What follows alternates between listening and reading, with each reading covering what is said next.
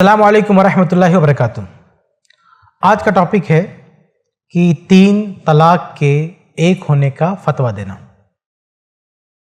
دیکھیے، یہ بات تو اہل علم جانتے ہیں کہ اگر کسی نے ایک ہی مجلس میں 3 طلاق دے دی تو وہ 3 شمار ہوگی یا 1۔ اکثر لوگوں کا کہنا یہ ہے کہ وہ 3 طلاق دے دیا تو 3 شمار ہوگی، بلکہ چاروں مذاہب کا اس پہ اتفاق ہے کہ 3 بول دیا تو 3 ہو گئی۔ لیکن اہل علم کے ایک جماعت، خاص طور سے اہل حدیث علماء، ہر دور میں یہ مانتے آئے ہیں کہ اگر کسی نے 3 طلاق ایک مجلس میں دے دی تو وہ 1 ہی شمار ہوگی۔ اور آج کے دور میں 3 طلاق کے 1 ہونے کا فتویٰ زیادہ تر اہل حدیث علماء دیتے ہیں۔ لیکن یہاں پہ اہل حدیث علماء کو یا وہ مفتیان جو 3 طلاق کے 1 ہونے کا فتویٰ دیتے ہیں، انہیں ایک چیز کو سامنے رکھنے کی، اس پہ غور کرنے کی اشد ضرورت ہے۔ وہ یہ کہ جو شخص 3 طلاق دے کر ہمارے پاس فتویٰ لینے کے لیے آیا ہے، کبھی کبھی یہ دیکھنے میں آتا ہے کہ وہ ہمارے سامنے آ کے بیٹھ کے تقلیدی مذاہب کا مذاق اڑاتا ہے، ان مفتیوں کا مذاق اڑائے گا جو کہتے ہیں کہ 3 طلاق کسی نے دے دیا تو 3 طلاق ہو جائے گی، اوٹ پٹانگ بولے گا، پتہ نہیں کیا کیا بولے گا، ہنسے گا، کھلکھلائے گا، مگن ہوگا۔ اور بعض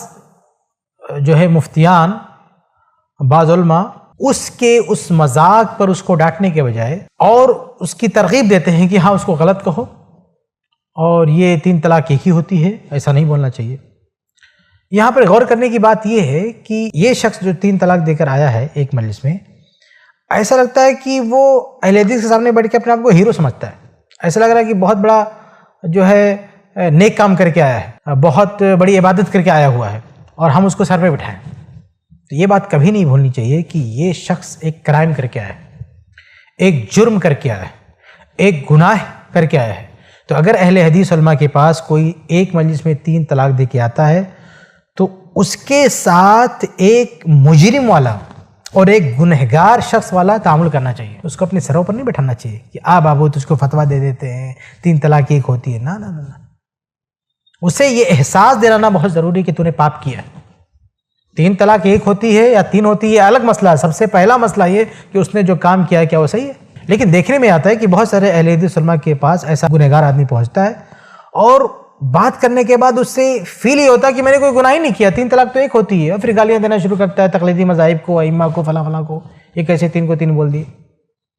اور اسے یہ احساس تک نہیں ہوتا کہ اس نے کتنا بڑا پاپ کیا ہے۔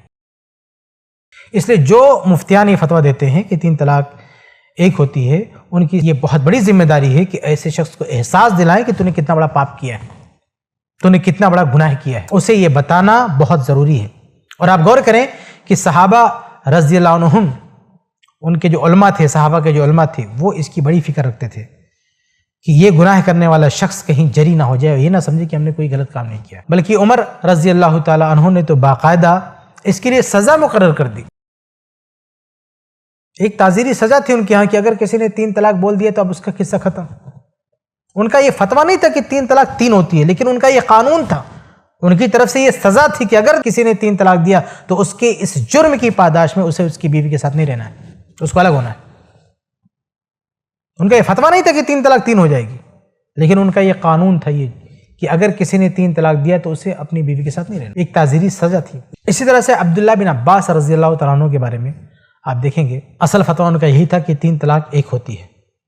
لیکن بہت سارے لوگ جو ان کے پاس فتویٰ لینے کے لیے آتے تھے وہ ان کو یہ فتویٰ نہیں دیتے تھے کہ 3 طلاق دینے سے ایک ہوگی۔ ایسے لوگوں کو دیکھتے تھے کہ جو 3 طلاق دیے یا اسے کھیل واڑ کر رہے ہیں، تو کبھی یہ فتویٰ نہیں دیتے تھے کہ 3 طلاق ایک ہوگی، اس کو بھگا دیتے تھے، بولتے تھے تم غلطی کرتے ہو، کتاب سنت سے کھیلتے ہو اور ہمارے پاس آتے ہو کہ ابن عباس کوئی راستہ نکال دے، ناستہ نکال دے۔ یہی وجہ ہے کہ آپ دیکھیں گے کہ اکثر فقہا یہی فتویٰ ہمیشہ دیتے آئے ہیں کہ 3 طلاق جو ہے 3 ہی ہوگی۔ اس میں کوئی شک نہیں کہ ہر دور میں 3 طلاق کے ایک ہونے کا فتویٰ بھی چل رہا تھا، لیکن یہ فتویٰ دینے والے بہت کم تھے۔ امت کی اکثریت، امت کے اکثر علماء یہ سختی برتتے تھے، ایسے لوگوں کو فتویٰ نہیں دیتے۔ اس کی وجہ یہ ہے کہ اس نے گناہ کا کام کیا ہے، اس نے غلط کام کیا ہے۔ تو آج بھی اگر کوئی شخص 3 طلاق دے کر ہمارے سامنے آئے تو ہمیں اس کو اپنے سر پہ نہیں بٹھانا ہے، بلکہ اچھے سے اس کی تربیت ہونی چاہیے، اور اس کی تاکید ہونا چاہیے، اسے احساس دلانا چاہیے کہ اس نے جرم کیا ہے، اس نے گناہ کیا، اسے توبہ کرانا چاہیے، اسے عہد لینا چاہیے کہ دوبارہ یہ پاپ نہیں کرے گا۔ جب اسے اچھی طرح سمجھ میں آ جائے کہ اس نے کون سی بڑی غلطی کی ہے، کون سا گناہ کیا ہے، اور اس کے ساتھ اگر ممکن ہو تو کوئی سزا بھی اس کے لیے کوئی سزا کسی بھی شکل میں اس کے لیے رکھنی چاہیے، بلکہ اگر کسی ادارے میں جاتا ہے تو ادارے والے کوئی اس سے فیس بھی اچھی خاصی لے سکتے ہیں، تاکہ اس کو احساس ہو کہ اس نے کتنا غلط کام کیا، یہ کھیل نہ بننے پائے کہ بیوی کو 3 طلاق دیتا آ کے اہل حدیث سے فتویٰ لیتے، یہ کیا تماشا بنا ہوا ہے کہ طلاق دے رہا ہے آ کے فتویٰ لے کے جا رہا ہے۔ تو یہ چیز نہیں ہونی چاہیے کہ یہ گنہگار شخص اور جری ہو جائے، فتویٰ لے کے جائے اور بعد میں جا کے اپنے دوستوں کے سامنے ہنسی ٹھٹا کرے کہ سب کتنے علماء پاگل ہیں، یہ مقلدین کیسے ہیں جو کہتے ہیں 3 طلاق 3 ہو جاتی ہے، مذاق اڑائے سب کا، اور خود اپنے نہ دیکھے کہ کتنا بڑا پاپ کر کے آیا ہے وہ۔ بلکہ ایسا شخص جو بار بار تماشا کرے، ایسے شخص کو فتویٰ ہی نہیں دینا چاہیے، بھگا دینا چاہیے ایسے شخص کو۔